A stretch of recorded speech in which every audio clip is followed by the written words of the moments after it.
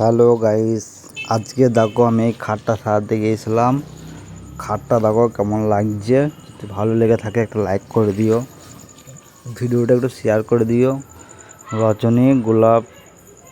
গোলাপ রজনী চেন দিয়ে খাটটা সাজিয়েছি। খাটটার নাম হচ্ছে চুর খাট। নিচেতে লিখে দিচ্ছি ওয়েলকাম, নিচেতে লেখা আছে ওয়েলকাম। তোমাদেরকে দেখাচ্ছি আমি, দেখো ওয়েলকাম। খাটটা যদি ভালো লেগে থাকে একটা লাইক করে দিও, ভিডিওটা একটু শেয়ার করে দিও। খাটটা কেমন সুন্দর হয়েছে একটু দেখো।